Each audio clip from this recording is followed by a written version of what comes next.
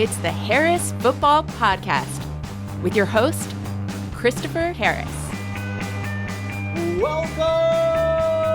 Hey, everybody. Welcome in. My name is Chris, and this podcast is the equivalent of a little light bulb going on over top of your head. Hello there, everybody. Thank you so much for listening. How are you today? This show is very stupid. I appreciate you being here.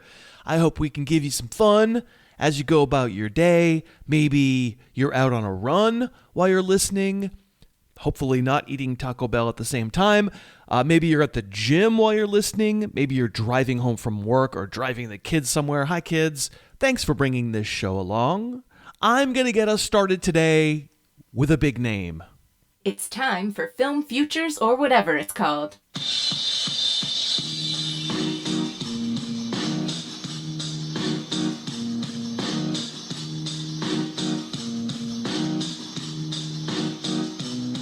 I ain't happy, my team is bad, my season has been a drag, I'm hopeless, but not for long, Film Futures is coming on. I ain't happy. It's time for Film Futures, or whatever it's called, in which I watch a bunch of film on a young player and tell you what I thought. And this year there was no bigger young player than Ashton Jeanty. Obviously, you all already saw the title of this episode, so you knew who I was going to say. We are past the point where we need to talk that much more about Jeanty's fantasy rookie year. He's been fine. He has been trapped on a bad offense. He should not have been drafted where he was drafted for fantasy.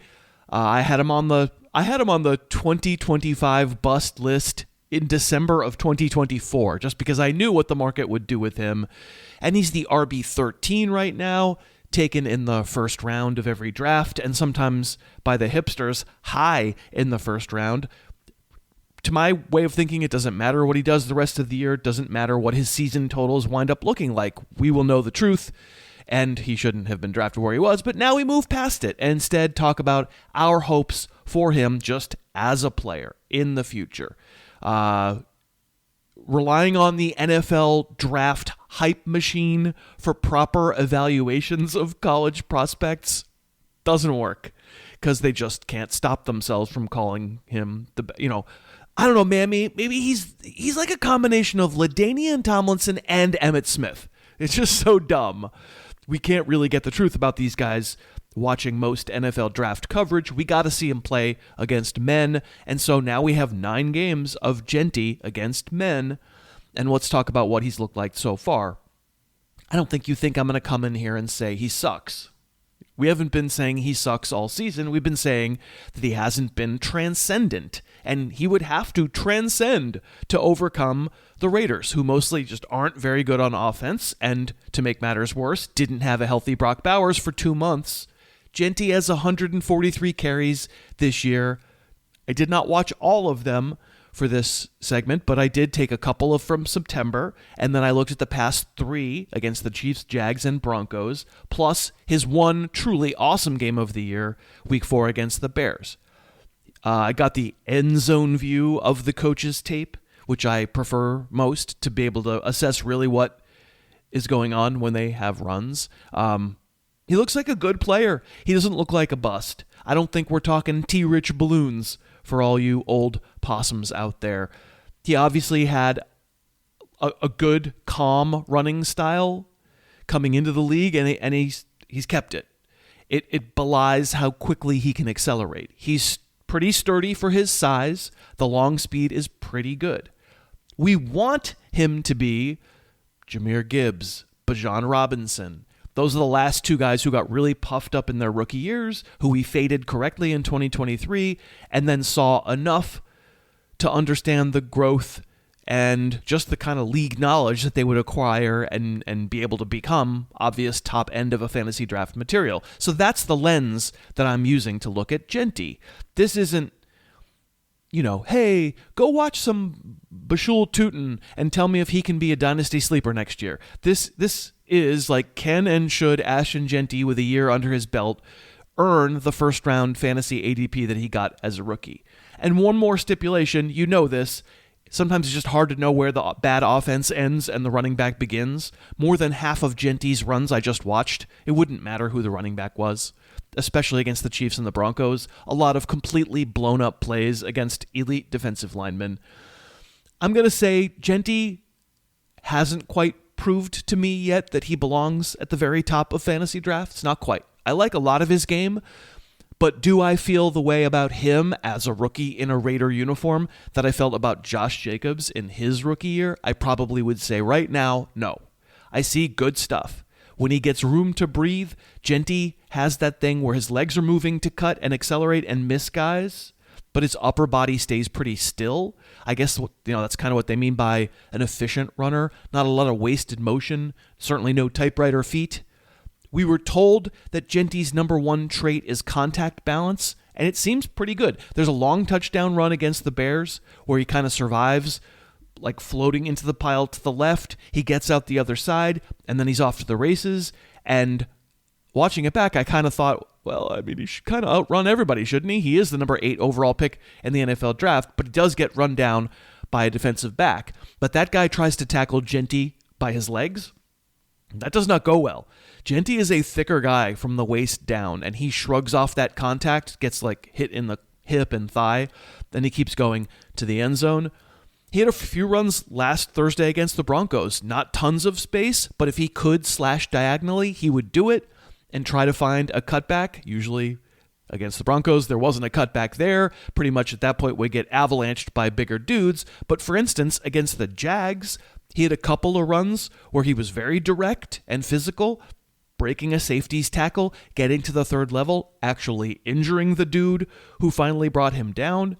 Against New England way back in week 1, I, among all people, had no idea what the Patriots were going to be. Heaven knows I was fading them, and they've become a great run defense. Jeanty's first run that counted of his career, he got space up the right side. He did that 1-2 foot thing to zag to the outside really quickly while his head was staying still so he doesn't slow down, and he finds a big space and took it 9 yards. Of course, he would then carry it 18 more times for 29 more yards the entire rest of the day. But there is stuff on his tape that I like a lot. He's on the smaller side. I think it shows sometimes. Can I find power runs like against the Jags? Yes. But like a lot of young backs at the line of scrimmage, I think maybe it's just his muscle memory. Like, I can make a move and make these guys miss. And a lot of the times he can't. And you'd like him to hit it. Too much patience almost. Like, patience is good. I think if Jeanty has a sin, it's not so much that he wants to bounce everything to the outside and go around the edge. It's more like, okay, I don't see anywhere I can go. Maybe I'll just delay and hope that something opens up. Where if he just tried to hit a crease, he would get a few yards instead of being stopped for nothing. By the same token, I understand why he wants to make a move. He's absolutely got that electric sidestep in chances where he gets to use it. There's an 11-yard run against the Bears he absolutely made by himself. Play was supposed to go left. The right side collapsed, and he saw it. He had a man being blocked right in front of him and just, went lateral while still accelerating and got upfield quick. He is little by, like, superstar running back standards. He's not tiny bones, especially not in the legs and the butt. When a defensive tackle gets his mitts on Jeanty, that's it. Like, he's going down. We're not talking Barkley, Jacobs, Taylor, Zeke Elliott. Those are big dudes. Jeanty is not that. He's also got short arms, a short wingspan. He's just a compact guy with a big butt. And is he blow you out of the stadium fast like Gibbs, Taylor, Barkley, Bijan? So far, I don't see that. So if you're not a pure burner, if you're not someone who's shown you can break that many tackles, at least not among the big guys, if you're only barreling over safeties and that only occasionally, you can still be a very good player. I'm not sure you're awesome at anything. What I kept wanting to see as I was watching this was Ray Rice on the field, obviously. And that's now more than a decade ago, so you younger listeners might be like, okay, I know that name, but I never really saw him play. But Rice, to me, fits this same body type. Also was the same level of potential receiving weapon, which definitely Jeanty is. Like, also fast, but not sprinter speed fast. But in that brief window of Rice's prime, he learned how to be really physical for a smaller guy, and in our memories, he was very, very direct. He didn't wait around like Jeanty is doing. He was a nasty tackle breaker. He was a nasty goal line weapon, had a 2,000 scrimmage yard season. He's a very, very good player and an obvious fantasy stud before he left the league at age 26 under a very worthy scandal, let's put it that way. The rare guy who the NFL wouldn't take back. But if that's Ashton Jeanty's on-field path, that would be awesome. That would be great. Even if it's not generational, to coin a phrase. Another name I thought about watching this was, what about D'Angelo Williams? That'd be another big win. In his youth, in his prime, Williams had one insane season, but then Jonathan Stewart was there too, and then Williams' prime just doesn't look as good as it could have because they were a tandem. But Williams played a long time after that and was always a good, tough, fast player. To live up to those kind of comps, Jeanty probably needs to run with a little more nasty, to be a little more direct, a little more physical, a little less patient, which you get, we say that all the time about young running backs, and it absolutely can happen. I saw people trying to comp him to Mark Ingram. Like, I don't know if you saw Mark Ingram run. First of all, bigger than Jeanty. Second of all, I don't think as talented as Jeanty. I don't think as fast or as elusive, but few guys have ever wanted to punish tacklers more than Mark Ingram did. So if you've got more talent than that guy, and now it's a matter of like getting a better offensive environment, maybe someday, Chip Kelly, please go away. Yes, but then also get more physical. That would be amazing. I would love it if Jeanty turns into a Rice or a D'Angelo Williams. The fact that we can have that conversation about him at all is a good sign because the tape is good. He's working with very good, if maybe not super elite, raw materials. Now it starts to be a matter of a little less patience and a little more mean. Today's kickoff. Okay, on today's show, we have two guests upcoming to make your ear bells happy. First up, it'll be Matt Waldman from footballguys.com, and Matt is bringing along 5 names to talk about for your lineup for some potential flex spots, or maybe ones that he doesn't want to use as flexes. I actually don't know the names yet. I'll learn them along with you. We will also preview the Thursday night game, the Footy Pajama Patriots, who are hosting the Jets. And then Jake Trowbridge will join, and Jake and I will play another week in our DFS contest on DraftKings. I think it'll be pretty darn fun, and I thank you again so much for listening today. We are sponsored by Pre-Alcohol from Z-Biotics. We are 2 scant weeks away from Thanksgiving and Friendsgiving and the holiday season beyond. If you think you might tipple a little alcohol, get yourself some Pre-Alcohol by Z-Biotics to make sure you feel as good as you possibly can the morning after drinking. I know how that sounds, but this is actually science, and I am an absolute believer. I do not drink alcohol unless I drink Pre-Alcohol first. When we drink alcohol, it gets converted in the gut to a toxic byproduct, and it's this byproduct, not dehydration, that makes us feel not so great in the morning. Pre-Alcohol is the world's first genetically engineered probiotic developed by PhD scientists to break this byproduct that we get from drinking alcohol down before it gets downstream.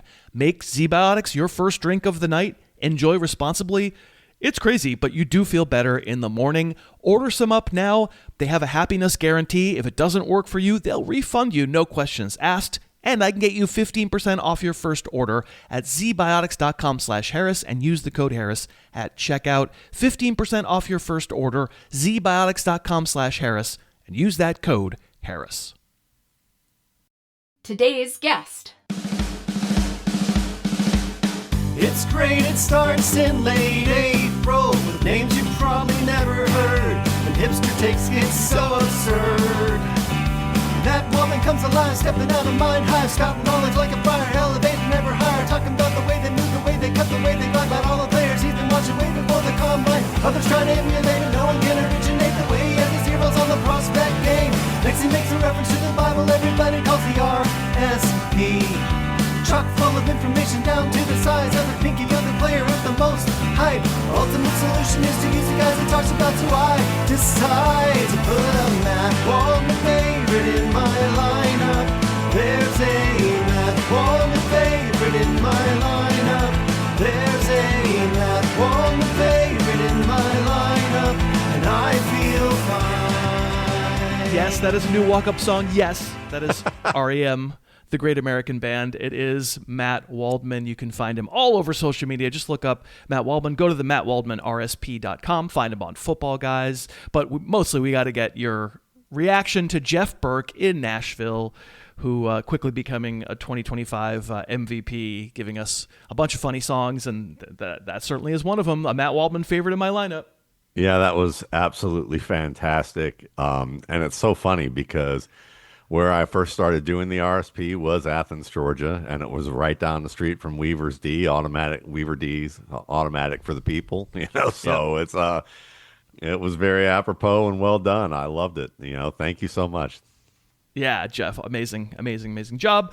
So your job was to come along and bring me 5 names for us to hash around. These are like flex area type players, at least in terms of conventional wisdom, but you were allowed to decide that you don't agree with the conventional wisdom and you wouldn't use a guy, or that you really, really are into a guy. This is for week 11 lineups, and I'm going to this is what I've been doing on Thursdays, just turning it over. You've done this already on my show this year, but let's just talk 5 names. So who did you want to talk about first?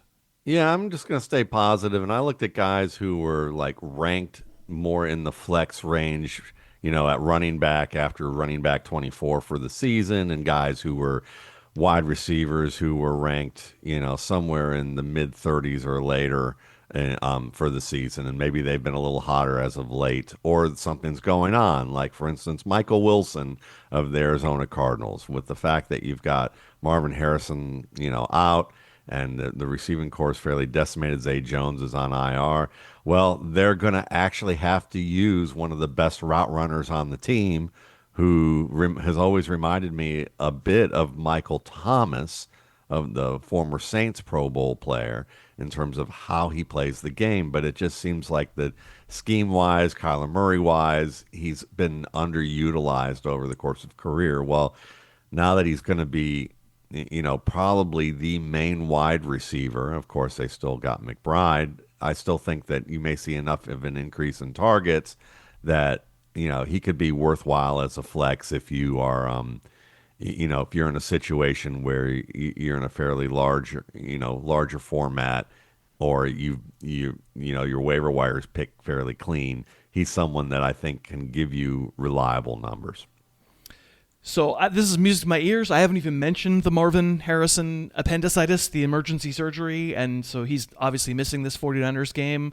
And boy, I always want to love Michael Wilson. I remember his rookie year doing a film futures, which I just did for Ashton Jeanty earlier in the show, and thinking and telling people, like, I love this dude. He just seems like, I know he's a Matt Waldman favorite, and he's a really good route runner, and the volume hasn't found him yet, but stay tuned, and it obviously never has to this point.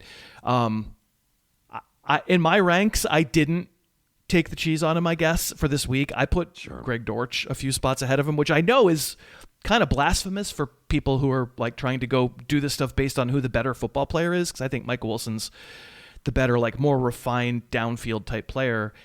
I'm just being a coward, because I've been burned by Michael Wilson, not because he's bad, but because he just has never come through yet. It's so funny. I have a neighbor who my dogs like our buddies and wrestle with, so he'll come over, and he's a big Seahawks fan, and he'll watch TV, and then he'll come back. We'll watch football, and he'll come back and talk to me about what he thinks about players. He's like, "Who, that Michael Wilson guy? Like, he's really good. Why don't they throw him the ball more?" And yeah. So and he's admittedly someone who's just like, he plays a little fantasy, but that's kind of, we talk about so many other things, but he'll bring that up, and I just laugh because I'm like, yeah, I mean, he sees it, but with our luck, Xavier Weaver will probably who's questionable right now, will probably wind up catching like 2 bombs and and finally actually showing that he might be something interesting for them. That's what our luck will look like. Who did you want to talk about next? Oh, let's do Woody Marks. Okay, so Sure. He's been running back 24 since week 6, and running back 29 overall in PPR leagues, But Tennessee was his best game, which is not so much of a surprise. He had 21 touches for 119 yards and a couple scores, and he's just coming off an 81-yard touchdown performance against the Jaguars. So I think that the fact that he's getting increased looks, they're still keeping Nick Chubb in the mix, but not as much. So they're trying to feed Marks and give him a chance to show what he can do week in and week out. And, this is a good matchup for him against the Titans. Yeah, I've been ranking those two guys pretty close to each other most weeks, and Nick Chubb played 10 snaps against the Jags. He got 6 touches on those 10 snaps, and they threw him the ball a couple of times, but great touch percentage for a number of snaps you're out there, but 10 snaps isn't going to feed anybody, obviously. So this was the first week that I'm with you. I put pretty major separation between Marks and Chubb. The Titans' defense is obviously under just duress because the offense isn't doing anything. It's not that bad, and Jeffrey Simmons should be back after their bye week. It's not what you'd call an easy matchup, but 100% I have Woody Marks in my flex territory this week, probably for the first time. And I even when they were close to the goal line last week, it was Woody Marks. He didn't convert, but he got chances. Let me ask you I'm sorry to do this to you like off the cuff, but please. You're allowed to, if you had to choose this week between RJ Harvey and Woody Marks. I think I would still probably take Woody Marks, and the only reason being is that the Titans' offense is still an issue, so this is going to be a close game. And Davis Mills, who I recommended last week as a add now desperation pick in my replacements column, and I actually used him on a team because I needed to. He's one of those guys that you could tell that he really had a lot of rust to kind of wipe off in the first, 2.5 quarters of that game. And then he had some throws in that game that you're just like, okay, you can see why they were slightly intrigued with him for a little while before they got a new coaching staff. And the coaching staff was like, well, we want to pick our guy. So I think that now that he's had really a game and a half or a couple games under his belt, I think this is going to be a close enough game that the running game is going to continue to be a viable game script thing. So I could see where Marks gets in that 18 to 22 touches. Whereas with Denver, maybe that happens, but then also maybe Sean Payton still wants to commitify everything in the way that every position is a cog in the machine. And we don't see the type of touches, even though that J.K. Dobbins has gotten, that maybe they don't give Harvey as many. Yeah, I have them side by side. I mean, I don't think there's like a definite right answer. Do we know for sure C.J. Stroud is out for this week? Are you presuming at this point? Yes, we know for sure that they said. Actually, we don't know for sure. What they said is that they're giving Davis Mills the work as if he's going to start. Okay, that's what I heard to this point. Yeah. All right, what's the third name? The guy who I think one of the guys that I think is kind of cheating is Jameson Williams. Who's wide receiver 34 this year, but wide receiver 18 since week 6. And you've got so many different things in play here. One is that John Morton a couple weeks ago, pretty much on to the national broadcast crew that was covering the game, was like, yeah, I apologized to Jameson Williams for not using him enough. And then apparently that wasn't satisfactory enough after they used him late in the game and he played well. Dan Campbell probably felt like that they could even feed him a little bit more. And Dan Campbell took over the offensive play calling duties, and Williams had a big week last week. And I mean, you see the game that he has. He was known as more than just a deep threat at Alabama. You could definitely see the route running skills. And with this offense and so many weapons available, people always worry about the many mouths to feed type of myth, but that's only in play when you don't have a capable quarterback. And they have a capable quarterback and a good offensive system. And even if it's changed slightly from what Ben Johnson's done, Dan Campbell seems to have a good feel for what he wants to do. He is a former tight end. He is someone who has, a kind of a good mind for offense and experience with how play calling works and how it doesn't from a field level. And, I would say stick with it until it doesn't work. And I'd say with Jameson Williams, that's a good idea. So what my observation from that Commander game, obviously it got out of control real quick, but But it was still, I think it was still 10 points at the half, and like Washington had come back and scored a touchdown late in the first half, and Williams still hadn't done anything in the first half. And after halftime, they came out and they were like, it was a Jameson Williams drive in which, for sure, I agree with you. Dan Campbell was like in the play sheet, going, all right, it's time. And I don't know that. You know this, most pass plays aren't like, he's your first read maybe. It doesn't mean you have to throw it to him, but a lot of times he gets open. And it was great to see that the plays they called on that drive in which he would wind up scoring a touchdown were not bombs. There was one shallow cross where he roasted a guy right at the line, beat the bump, and then one that looked like a deep shot, but it was a stop route, like 13 yards or something, and then the touchdown was another cross. This is what we want to see out of Jameson Williams. I agree with you. He's still going to be a little feast or famine, obviously. But I agree with you. I think he's almost in wide receiver 2 territory. I think most people should. He's kind of, for the moment, he's in every week, and we can reconvene. If he has a bunch of bad weeks in a row, we'll reconvene. And do I really have to start him? But I think for the moment, you do have to start him. I mean, it's funny. You're right. It's probably a little shakier still. And because you have one change and something works well, it's not exactly a true trend of a positive yet. But yeah, like we talked about, I'll lean on his ability, and I'll lean on the fact that it's a good coaching staff overall. The wheels haven't fallen off in Detroit yet. We are sponsored again by Shopify, the e-commerce platform that I now use to deliver you the Harris Football Almanac. Truly has made my life easier, has made my selling more effective. If you have a business, if you work for a company that has had problems converting visitors into sales, I couldn't recommend Shopify more. Nobody does selling better than Shopify. It's the home of the #1 checkout on the planet. Way fewer abandoned carts, way more sales. If you're growing your business, your commerce platform had better be able to sell wherever your customers are scrolling or strolling on the web, in your store, in their feed, and anywhere in between. I will be using Shopify again next summer. I recommend you consider it too. Upgrade your business and get the same checkout I use with Shopify. If you go to shopify.com/Harris, all lowercase on the Harris, you can try it for 3 days for free and then get $1 per month for 3 months. Go to shopify.com/Harris to upgrade your selling today. Shopify.com/Harris. Okay, we're back with Matt, and we are talking about potential Week 11 flex players. Matt, who did you want to talk about next? Let's go with a longtime fave who's, I never thought he was a great player, but I always thought he's one of those guys that's kind of scrappy and climb his way into a role. And that's Parker Washington, and that's what he's done over the past few weeks. He reminds me a little bit of like a more modern day Hines Ward, in the sense that maybe he's not in an era where football is as rugged, but he's a physical player for his size.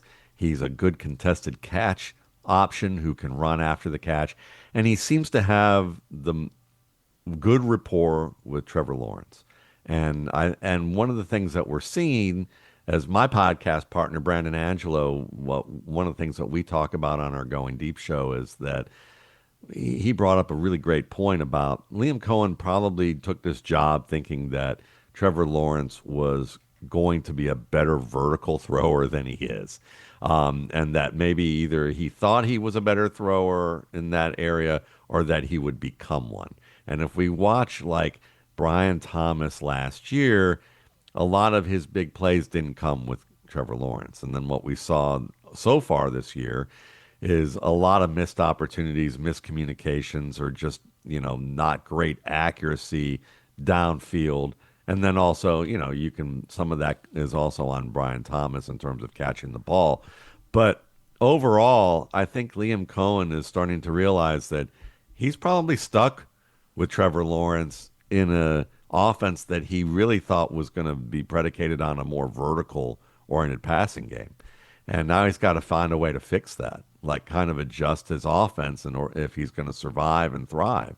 And especially with with Travis Hunter out now, he's looking at, we're going to have to do play to Trevor Lawrence's strengths a little bit more. Well, a guy who can go up and win the ball in the vertical game, but is more of a middle of the field guy or a boundary guy in the intermediate range or underneath where you can get yards after the catch, is Parker Washington. Another guy who they traded for, who is like that, is Jacoby Myers. Yeah. So I think they're heading towards the idea, if you're going to go with a really kind of hot, I don't want to call it a hot take, but like more of a cutting edge idea, it'd be my friend Brandon talking about, hey, maybe Brian Thomas won't be long for the Jaguars because they know that he's his game is really bent on, formed around that vertical game. And if you're not getting that vertical game clicking, it takes away the underpinning of what he does as a route runner.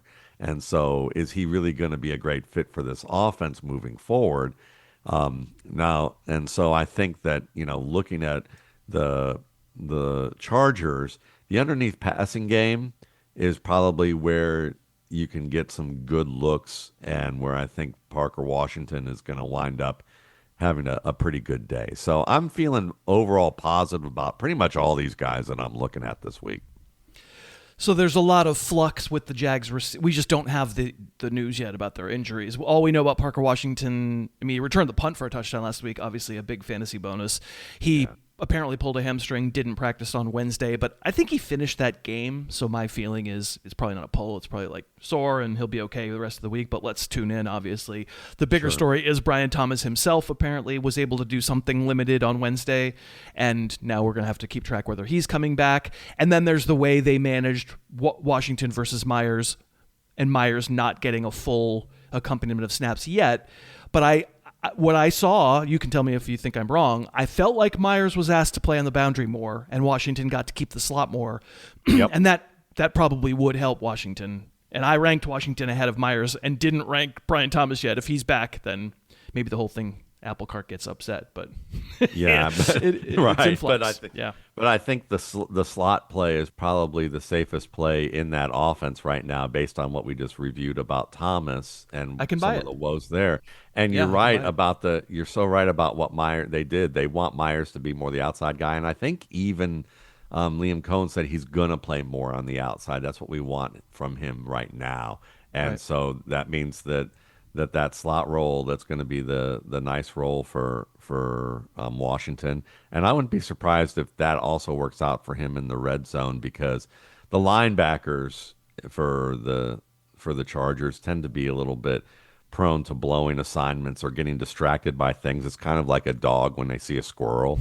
I mean, even if it's covered, they're already I've watched this with Tyler Warren, where literally they have a wide receiver on the they have a cornerback on a wide receiver that crosses their area of the field, and he watches the cornerback crossing it and still bites 3 yards inside and leaves Tyler Warren with so much room that J.J. Watt's even going, how's it feel to be repeatedly catching passes where there's nobody 10 to 15 yards around you?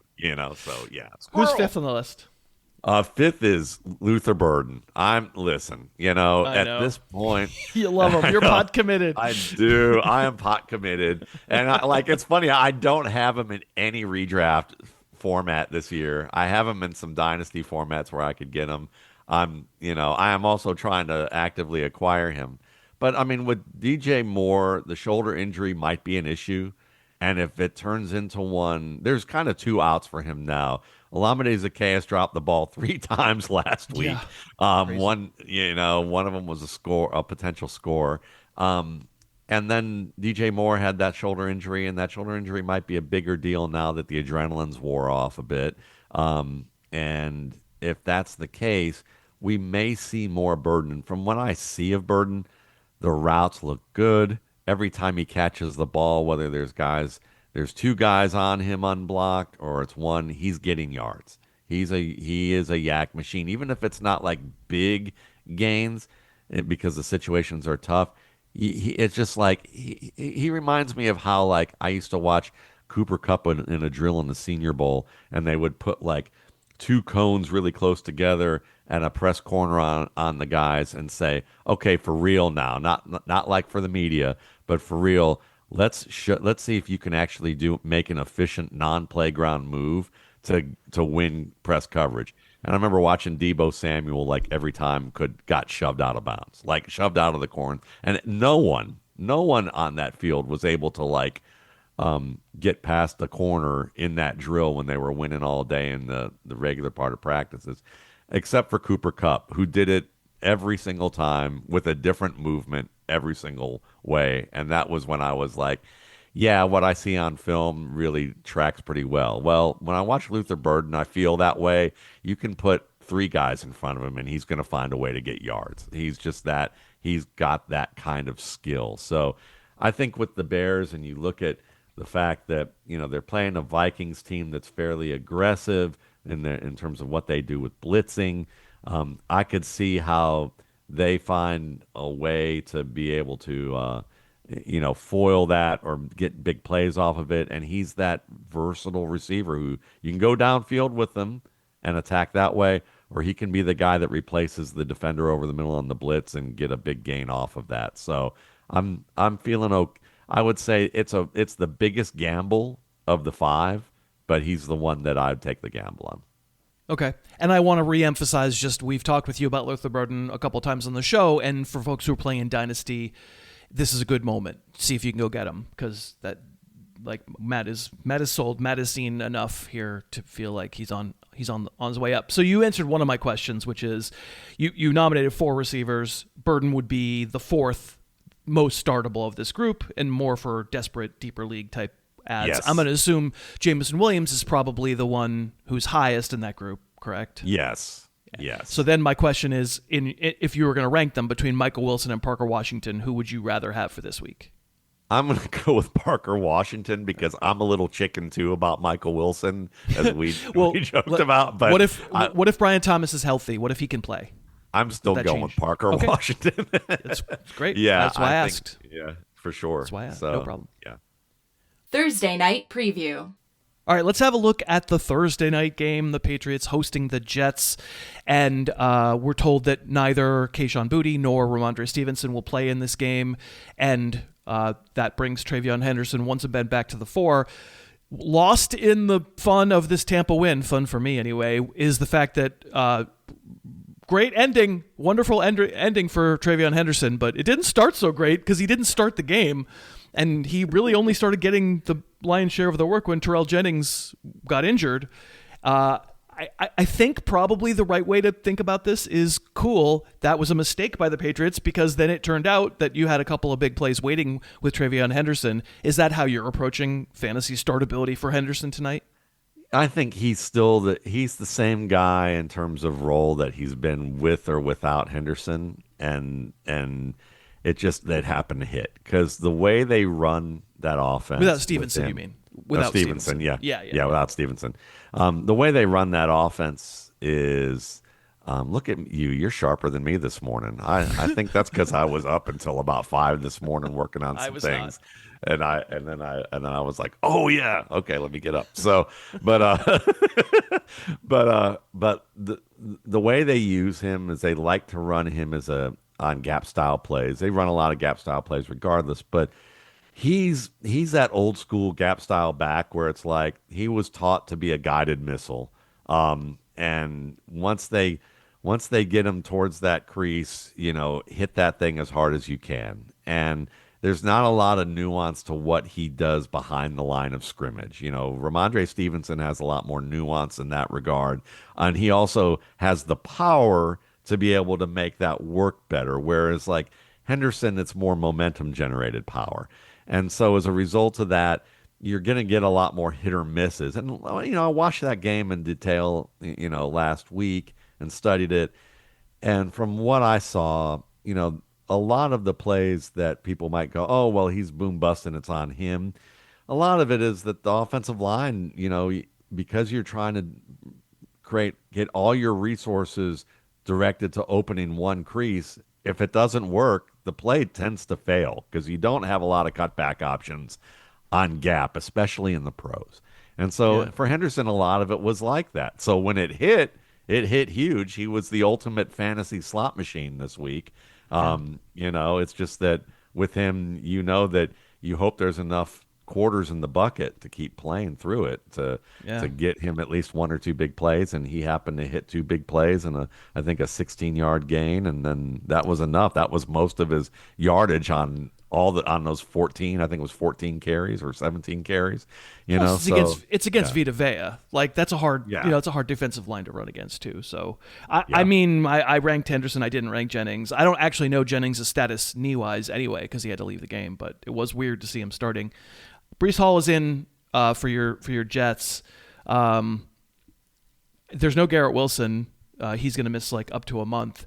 And I'm ranking 50 receivers at harrisfootball.com. I didn't put a single Jet receiver on there. Maybe it has something to do with the fact that Justin Fields had something like 50 yards passing last week. But Tyler Johnson, the rookie Arian Smith, John Mechie, is AD Mitchell going to play? Like we're not. We should chase every single player that you brought up in the first part of this segment over any of those Jet receivers for a fantasy lineup, right? Exactly. Even if Arian Smith ends up proving us wrong, but like that's But I would not let him prove it. Trust me. Let any of them prove it. For sure, it's for me, I think that the best receiver on the best two receivers on that team that you would even want to take a chance on if you had to go there would be Hall out of the backfield and Mason Taylor, who because that's who Justin Fields likes to throw to the tight end because he doesn't see the field unbelievably well, but he seems to know where his tight end is. It's kind of like he's like a little kid with a binky, and he's clutching the binky as he finds himself sneaking out of the house at night, and he's walking around the backyard near the scary woods. And every time I get that's the deal. Right. Mason Taylor's that guy. Let me ask you a couple of questions about Pick Six from DraftKings, because if people don't have players going in this game tonight, but you still want to download the Pick Six app, sign up with the code Harris. You can make one $5 pick set. You're picking over and under on two or more players for a particular stat, and if you make that $5 bet, you get $50 in bonus bets right away. So use that code Harris. So I'll ask you a couple of over and unders on Pick Six. One of them is Breece Hall against that rough Patriots run defense, over under 58.5 rushing yards. Yeah, I'm taking the under. It's just due to game script, the fact that, Fields can't throw, they don't have the receivers, and the Patriots are likely to build a lead with their offense. So it's going to force the Jets to throw the ball more often, but they're just going to get further behind. So against, and when I watched the Jets against Buffalo and Tampa Bay, Hall was under those totals, and it's probably for those game script examples because of the fact that the Bills and the Bucks can score.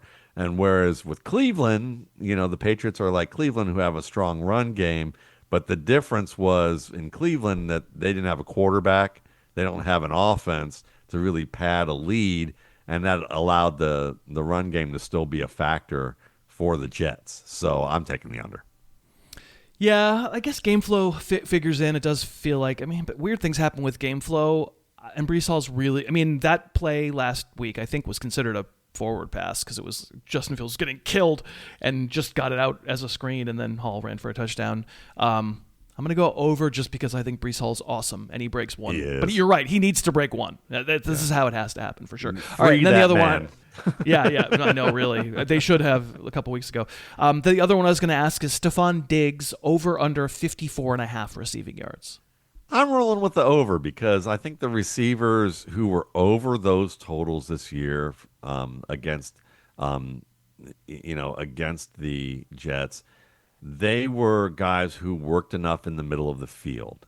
And I think with Mac Hollins likely outside, who had a 100-yard day, and Kyle Williams, who's going to be the outside threat as well and going to play deep, I think you're going to, even though he did win on what's technically a route that works over the middle, it was a throw to the flats and an over route on like a second window where he took that thing up the boundary.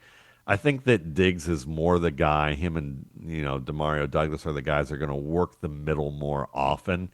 And to me, Diggs has been the more consistent player. So with the two guys outside who really do their best work at the boundary, Diggs is the guy to me that's going to be attacking the weaker spots of that Jets defense. I'll go over 2. Once again, Stephon Diggs is awesome. I want to be rooting for the overs on Stephon Diggs. So if people want to play pick 6, these are 2 picks you could try, and if you get that pick 6 app, sign up using the code Harris. You get just play like $5 at a time. It's fun. Just make sure I root plenty. Just playing $5 at a time. You get $50 in bonus picks. Also, let me play the little disclaimer here. Gambling problem? Call 1-800-GAMBLER. Help is available for problem gambling. Call 888-789-7777 or visit ccpg.org in Connecticut. Must be 18 and over. Age and eligibility restrictions vary by jurisdiction. Pick 6 not available everywhere, including New York and Ontario. Void where prohibited. 1 per new customer. Bonus awarded as non-withdrawable Pick 6 bonus picks that expire in 14 days. Limited time offer. See terms at pick6.draftkings.com/promos. All right, Matt. Well, we'll watch this game here together tonight. We'll see how we wind up doing. I appreciate you being on. Obviously, this is the time of year when dynasty owners are starting to think about the future and the current.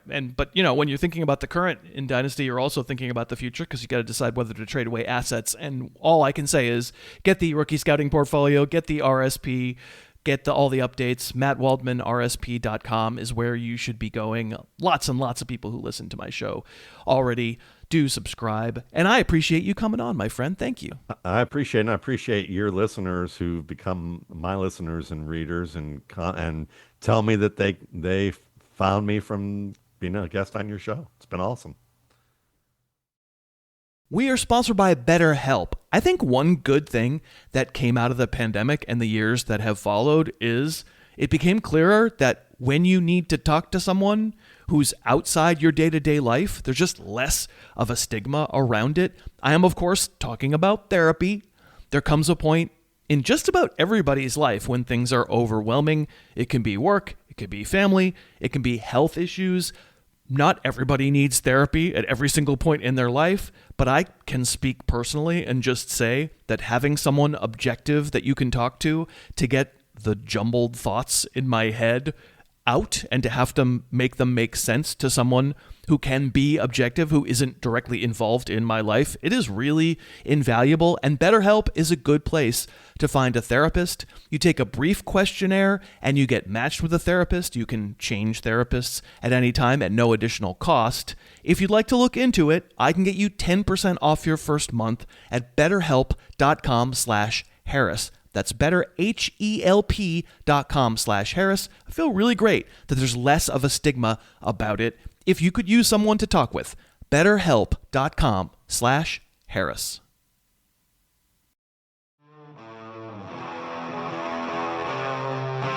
Lock it up, Diggs is in because I believe in him like feeling. I got no time for DJ Chalk, guess I'm tilting all the time. It seems to me I could set my lineups a lot better than I think I am. I guess that's why they call me the Tinker Man. Yes, they call me the Tinkering Man. Horse Donovan, that's who I am. Horse Donovan is who he is. It is Jake Trowbridge. Find him on Blue Sky. Look him up. You just have to look up Jake Trowbridge. He's very, very popular on there. And what were you saying about getting that particular walk-up song? Well, first of all, you know who you look up on Blue Sky? You just look up the Cashin' Man and you'll find me. But also, I just want to say every one of these beautiful, wonderful walk-up songs that people have made for me, which I am so appreciative of, every single one of them has at least one line that is just a bald-faced insult to me personally, but it is sang with so much love and affinity that I can't say a thing about it. It's great. It seems to me I can set my line up much better than I think I can. I don't even know. It's like a double reverse insult. That's like, actually, I seems to me that I can, but I can't. But that's why I tank. And yeah, it's rough. Right. But we are coming off a DraftKings week in which you cashed gloriously. Jahmyr Gibbs the week after I had him, and he kind of screwed me a little bit. But you got the blow up against the Commanders. Did you have any weekend tinking, or did you let it ride? There was a moment that I thought about tinking. I don't think I actually did. It was a little bit of a fever dream. I had a pretty gnarly cold this weekend, so Sunday's a little bit of a blur to me. But I do think that I stuck with what worked, and that's bad, Chris. Because can I take the floor for just 1 second to talk directly to Garrett Wilson real quick? Do you mind? Do you mind this at all? Hey, no. Garrett, why do you hate me when I have shown you nothing but love? This is the second time, if I recall, Chris, in 3 weeks that a one of the higher dollar wide receivers has gotten me the same amount of points as my Aunt Beverly. And it's hard not to start taking it personally right now. So you did cash. It would have been better if Aunt Beverly hadn't been in your lineup. You really should have tinked away from Aunt Beverly. Yeah, this time I'll try. All right. But you did have the cheap defense in there, which is, of course, that the revenge, the proof that you only picking the least expensive defense works is that obviously you blundered your way into not picking them and then didn't cash. We would have the rare double cash. But this time around, of course, you stayed like a man of your word. I've already talked a little about DraftKings today, but you can play in this little contest. I don't think people have a sense of the privilege, the honor that they don't do this contest for anybody else. They don't do this anymore. This is a relic from 10 years ago when they were like, we really want to get people to play DFS. So they would make these contests for influencers and they wouldn't take any money out of it. They just wanted the buzz, as it were. Well, they don't do that anymore. They don't care as much. I mean, they like DFS, but they obviously are onto Sportsbook, and we love Sportsbook. We love Pick Six. We love all those things. But this is a relic of like the coolest contest in the world where they don't make any money because they do this. That if you want to play in this contest, you can. It's $5 and they don't take a rake. They don't take anything. The money goes back to the winners. I think last week somebody won $400, which is lovely. The link is in today's show notes. If you want to sign up, use the code Harris. So I will put these teams that we're about to describe in the show notes, and I would recommend you play because it's real fun and it always fills up.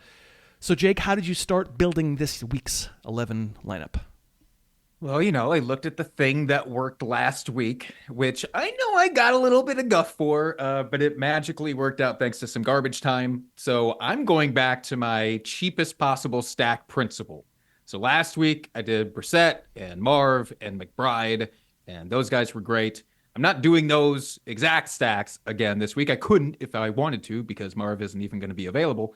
But I said, how cheap can I make my quarterback and primary receiving option? And let's work from there. So I ended up with, hold your vomit back, Dillon Gabriel at 4,200 against a Baltimore defense that, yes, they've looked better the last couple of weeks, but they also lost a pretty key piece at Marlon Humphrey. So I paired him up with not even Jerry Jeudy, not even Harold Fannin, but Cedric MF and Tillman at $3,400. That is, by my calculations, the cheapest stack that I've maybe ever done on this show. Tillman had, I don't know if you got to see the almost deep catch. He was interfered with it on it anyway, so they didn't wind up challenging or whatever. And he probably didn't catch it, but it was down the right sideline, and it was a good ball. Dillon Gabriel threw a good ball. He threw a good ball to the touchdown to Jeudy too. And Tillman almost or did catch it with one hand while being interfered with. It was sick. He's a good player. 3,400 is cheap. It's hard to feel great about it, but I get where you're coming from. I mean, maybe you get the blowout and then you get what you got with the Cardinals. Speaking of those Cardinals, you darn right I got Jacoby Brissett. I thought you were going to say Jameis Winston, because I can imagine people taking it. He's an honorable mention for me, but no, you needed to do. Is he? What's Winston? Winston was 4,600. You needed to go cheaper. That's cheaper. Right. I have Jacoby Brissett, and I stacked him with. That's right, Greg Dortch at 3,300. So I found a receiver's cheaper than Tillman, but the principle being the same, which is let's hopefully make a little magic on the very, very, very cheap players like Michael Wilson. Frankly, in my weekly ranks, I put Dortch a couple of spots higher than Wilson. I've just been through this too many times with Michael Wilson where I go, finally, here's the moment, the volume comes, and then it never does. And it usually finds Dortch. So I have Brissett and Dortch. Yeah, Michael Wilson's one of the finest 4-catch per game wide receivers that we have. in this world, but I never see him being like an 8-catch per game guy, even with the injuries. I'm surprised that you didn't. I was thinking once you said Brissett and then you went with Dortch the Torch that you might also light it up with Trey McBride. I did. That's the one part of last week that I did bring back because I went so cheap at Dillon Gabriel and Cedric Tillman, my two main squeezes. It did allow me some pretty nice upspends elsewhere, and I just went ahead and took it on Trey McBride. He's the tightest of ends this week, $6,300. But with Wilson being out, I didn't want to play the who's going to score the touchdown this week game with tight end that I felt I was kind of getting into otherwise. The tightest of ends is so stupid. I love it. It's just so dumb. How did it? It just seems like it would be the loosest of ends because he spends the most money. I don't understand it. Nope. But either way, it doesn't sound good. Don't think about it too hard. It really does. It just makes me laugh. But I mean, so many other tight ends are playing in island games that McBride is, I think, 1,600 or 1,300 more than the next highest tight end, George Kittle. So that's available for this main slate. I didn't do that. I have a Packer on here in your honor, knowing that you are obviously we've always joked about you being a Viking fan, but you're a real Packer fan, and I'm sure you're okay. I'm sure you're fine. Thank you for asking. I appreciate you checking in. After Monday night, I didn't text you on Monday night because I did not want to bother you. I thought that would be like, I'll text you sometimes, but I'm not texting after that. I will say, I don't want it to get out there that I'm like a weird loser of sports. No. I don't know, a loner weirdo when it comes to my team losing. I'm really not. It was a very experience after the fact. I would have welcomed your text, Chris. All right. Well, I mean, it would have been a little like, hey, bud, you all right? And you would, of course, I knew you were all right, but still, it would have been a little like just doing a wellness check on your stupid team. I picked Josh Jacobs at 7,800. I think the thing that we're learning about this team, and is it going to change against the Giants? Maybe it could. They could probably do whatever they want against the Giants, but like all they really want to do is run the ball. All they really want to do is give Jacobs a bunch. We obviously profit off of that on this show as we love Josh Jacobs, so he's not my most expensive player. I have a real stars and cheap stars. Nah, I don't know if Greg Dortch counts as a star, but I did afford some luxury items. I actually have both Jamar Chase and Drake London on this team. Oh, I was so nervous for a second when you let in. You said, I have Jamar Chase, and because I, as you could tell from my initial stack, also went I'm going to say stars and scars.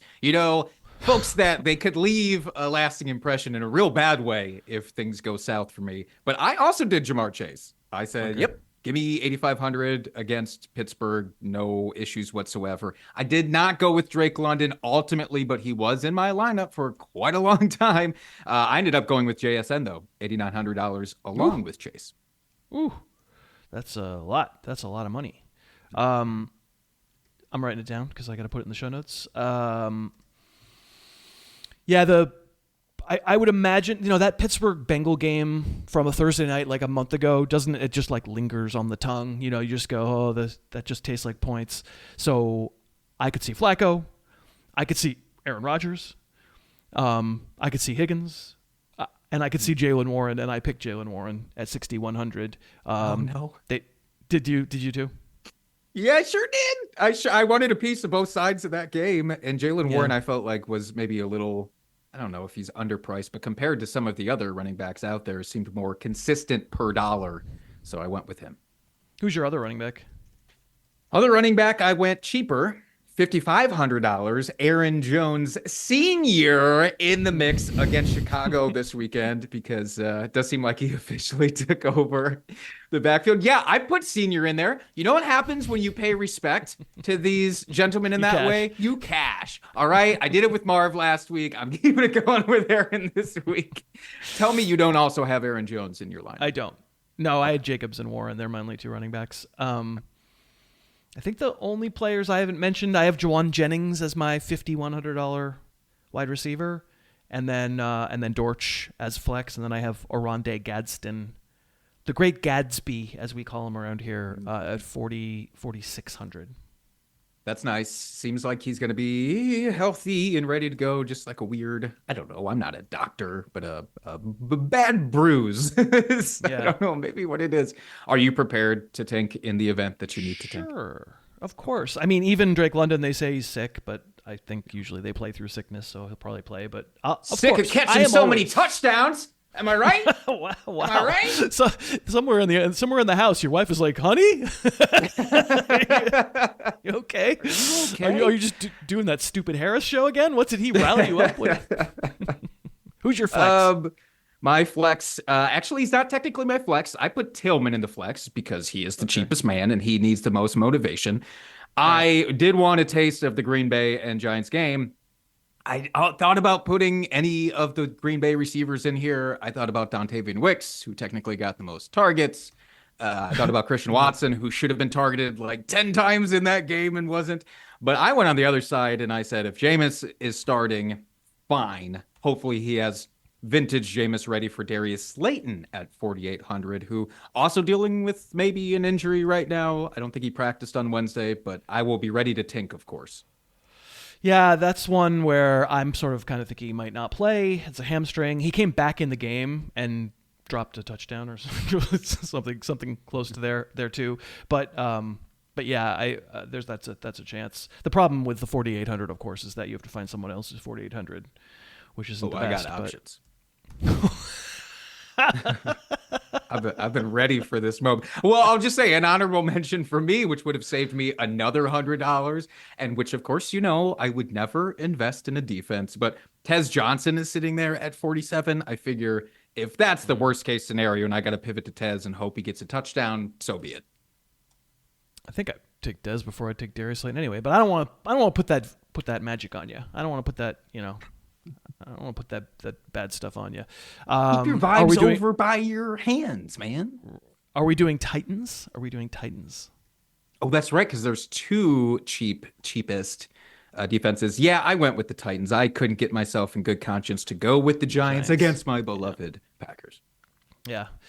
Agreed. Other honorable mentions, I think I've mentioned almost everybody. At various times, I had Kamani Vidal in there for 5,900, Woody Marks 5,400, Khalil Shakir 5,300, Christian Watson 4,400. We're getting news that the Watson thing was, he's still okay at 4,400. It's still pretty cheap, but we're getting news that Dobbs is likelier to play. So now you feel like, oh, well, whatever, roll.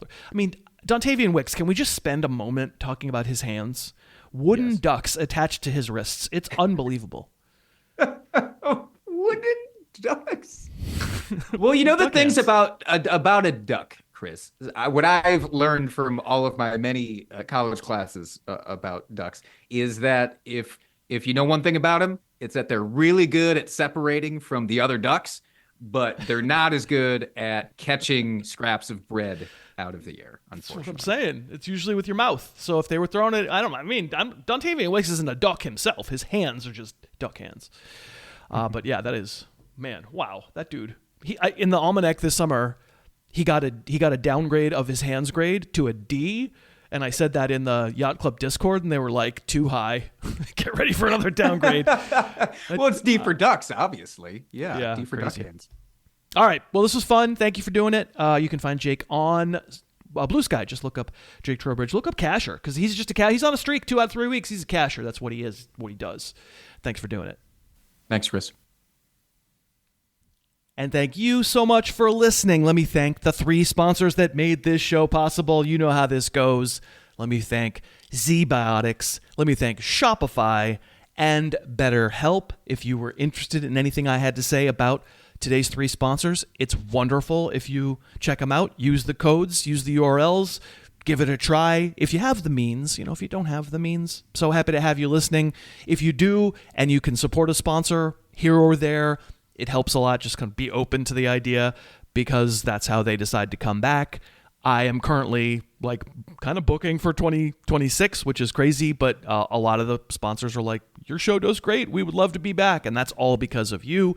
I appreciate it so much. You can find details about today's sponsors in today's show notes. All the current sponsors are listed at harrisfootball.com. So that's going to do it. I will I don't know. Will I stress out about this footy pajama game tonight? Yeah, I mean, probably just that's the nature of watching sports, but hopefully it goes the way I want it to. We'll see how it goes. I will, of course, talk about it on Friday's podcast, but that will just be the aperitif. That will be the slight beginning of the show because, of course, Cousin Josh returning. That is truly the headline.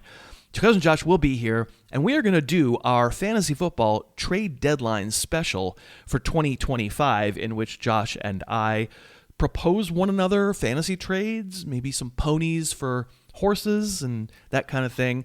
And we'll see if we can make each other agree to the trades. We're going to look for guys we're looking to trade for and guys to trade away. That will be pretty fun on Friday's episode. Until then, thanks again so much for listening. Your hat is awesome. You're awesome for wearing it. I will talk to you tomorrow. The Harris Football Podcast's opening theme is Under the Gun by Apex Manor. The closing theme is Say Yes by The Wellspring. Subscribe to the podcast on iTunes and never miss an episode. Say yes. Say yes.